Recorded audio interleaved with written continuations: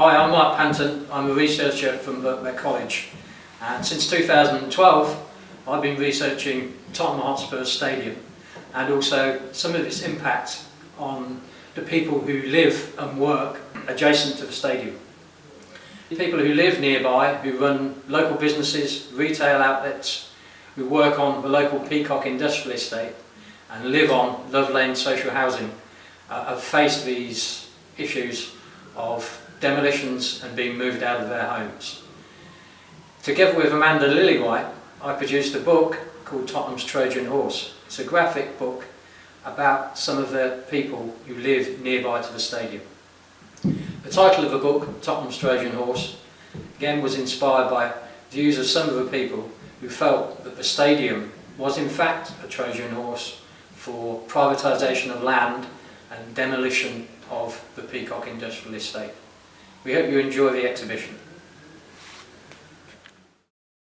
Can you tell us a bit about yourself and where we are today? We provide high-spec furniture and fixtures and fittings for construction projects. For example, this table, all these items, or like these tiles are examples of our projects. In Peacock Industrial Estate we have 30 industrial units. We have 3 directors managing the industrial estate. The industrial estate is a self-managed estate. All the estate is owned by the small business community. The estate is not owned by anyone else, just by us.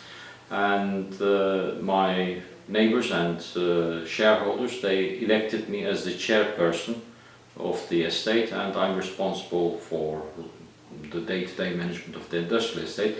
But my main responsibility, in fact, is not really the day-to-day management, but primarily bringing to public's attention our plight. Our industrial estate is blighted by the compulsory purchase order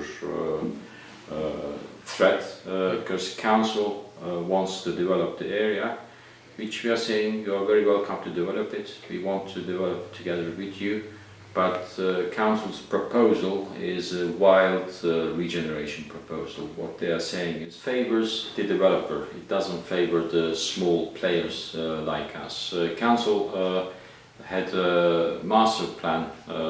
They developed a master plan between 2013 and 16. They had several consultation processes, and we were involved in the consultation process where they promised us that we would remain in the area, they would develop the area around us, and we welcomed that. We said, okay, we will help you in landscaping and doing some improvements to the shop frontages of our neighborhood.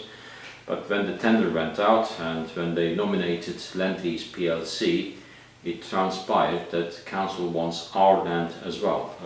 Basically, council wants to buy the land on behalf of Lendlease PLC and accumulate a land bank and then transfer those assets into the hands of Lendlease. So we won't have anything left. They're saying they're going to relocate us, but as far as we know, there is no area available for us. They're also saying they are going to create new business and new job opportunities, and we are saying we already have more than 50 business entities. We have, we're generating more than £10 million annual turnover, and we are employing more than 250 skilled staff.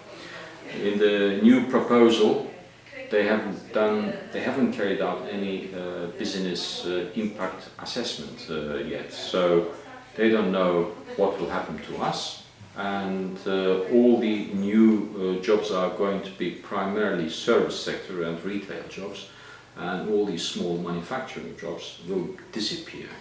And in this country, especially at this time, needs small manufacturers, needs small businesses who can produce things, and needs skilled tradesmen.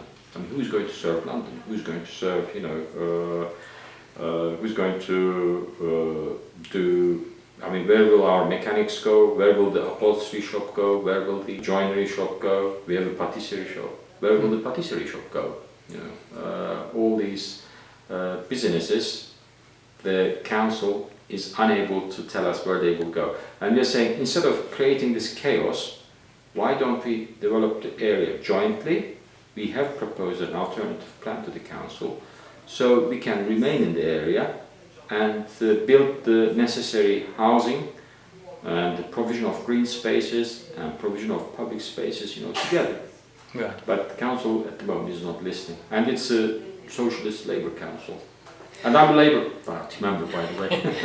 Are the football club involved in any way on this side of the high road?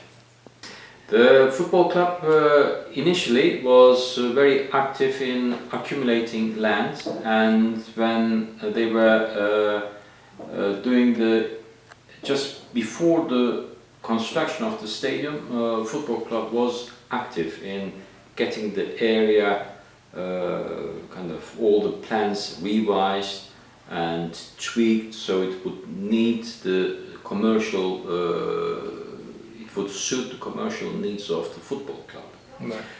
Tottenham Hotspur football club. And for reasons that we do not understand, whatever went on between council, cabinet and football club, the football club lost the regeneration tender.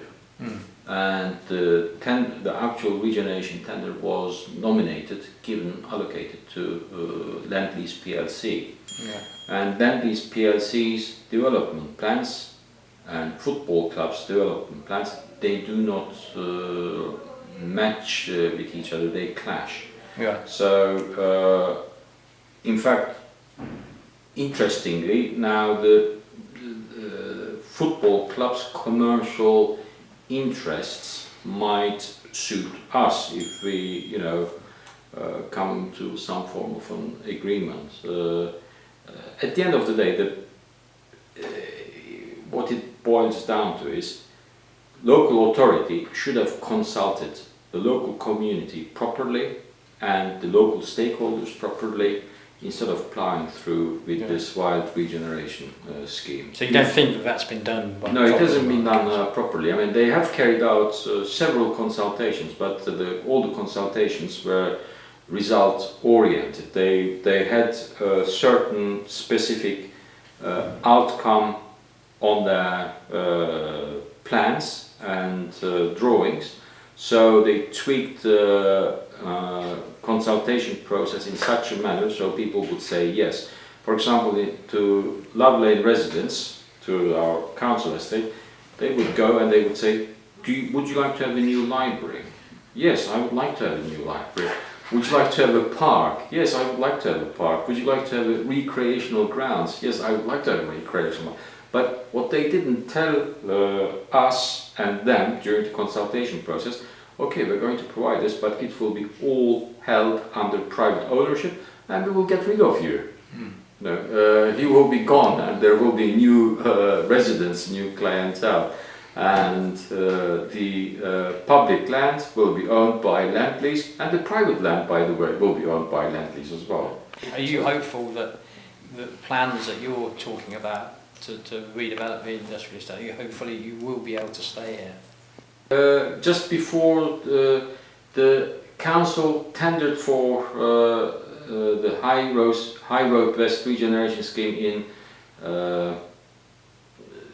December 2017, and just before that we submitted our own plans, a pre-planning application. And council has so far ignored it, and we stated to the council this is a community-led planning initiative, considered, and they have come back with some sort of bureaucratic hoops and loops, and they're saying, well, by the way, you have to set up an independent company, Yeah. And then we said, okay, we have an independent company, and then they said, okay, you need to get involved local residents, and then we said, all right, okay, we will get more local residents involved.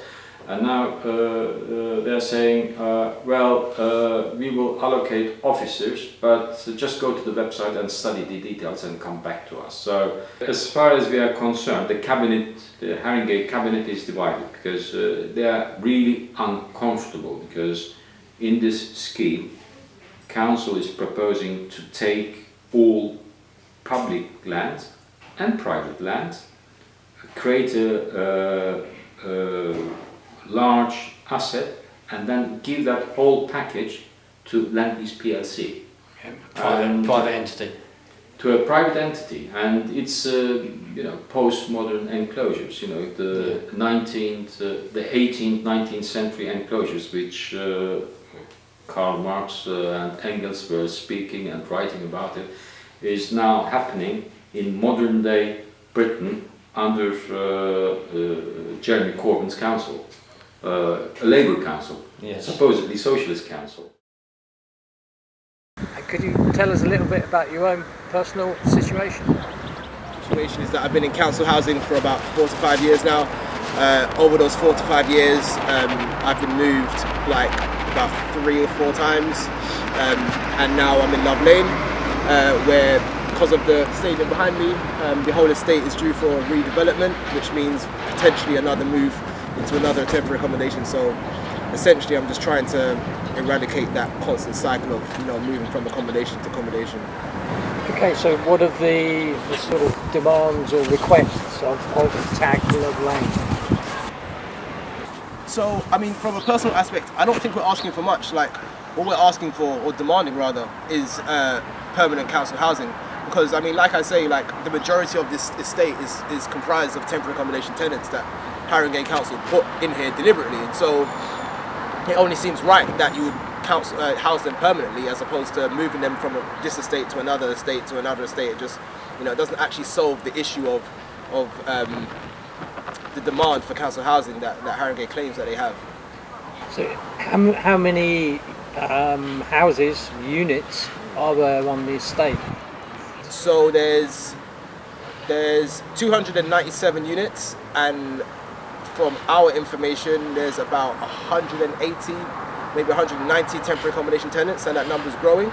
So that's almost 2/3. In fact, 2/3 of the whole estate is temporary accommodation tenants. And the plans being put forward, what would happen to all of those residences on this estate? Well, according to the plan, they want to essentially eradicate all the estate that is here to make way for a walkway from the station which is behind you and the stadium which is behind me, which essentially means that everyone in this estate will either be moved out of the borough into private accommodation, or maybe even out of the city. Unfortunately, nothing's been finalised yet, and Haringey Council failed to give relevant information, as to what will definitively happen. So who knows? So would all of the housing on this estate would be demolished? Yes, it will be demolished. They say that they're going to build 2,500 homes through the property developer Lendlease, but we are not sure whether, and we highly doubt they're going to be council houses. They're more than likely going to be private. And what's it been like living on the estate during the period of this uncertainty? I don't know, it's been pretty bittersweet, like, to say the least. Like, just because through the struggles of it, we've got to know our community, we've got to know our neighbours, we've actually built up a fight, a cause that we all believe in. Aside from that, I guess on a negative aspect, it has been stressful, like, and especially, like, I guess from a more personal point, like having to go through like university and like having to work and whatnot, and just general life, like, I mean, I'm pretty young, and so it has been pretty stressful in that respect, to have to deal with life, and then the uncertainty of whether you're going to have a home in 2 to 3 years or not. Yeah, it's been pretty stressful, but I guess on the plus side, it's given us something to fight for. What about living next to the football stadium being demolished and then a new stadium being built over a period of 3 years? What's happened? It was interesting to see, but not so interesting to be a part of. Like, just because, like, especially where a lot of the main building work was done over summer last year, and so I mean, the thing about these flats is that naturally in the summer you're going to want to have your windows open. You pair that with the fact that Haringey Council gave Tottenham Hotspurs 24/7 permission to build. You know, like 3 a.m. in the morning, you're hearing clanking metal. You know, it kind of like, it really does, it disturbs your sleep, you know. And so you wake up in the morning and the dust pollution is literally running through the whole estate. And so it's just like, it wasn't pleasant at all. It wasn't pleasant. Are you hopeful of a positive resolution to your personal situation and that of other tenants on the estate in the next 6 to 9 months? Yes and no. Yes, I mean, yes, I'm adamant that we're gonna have a positive outcome. I know that for a fact. Just because of the nature of the situation, i.e. the fact that Haringey Council put us here intentionally, you know, and so you pair that with the fact that we're not really asking for much. We're only asking for what's, I guess, right, you know. But I don't think it's going to come within the next 6 to 9 months. I think this is going to be a rather, unfortunately, a lengthy journey. But I'm sure there's going to be a positive outcome. So, and you're prepared for the stress that obviously comes with campaigning and trying to find a positive resolution to the situation. Yeah, I mean, I don't say that confidently, but yes, yes, you have to be. You know, we've started now, like, and we've got the trust of like so many of our neighbours. You know, we're actually starting to rebuild a community. So, I mean, we can't stop now. Okay, thank you. No worries.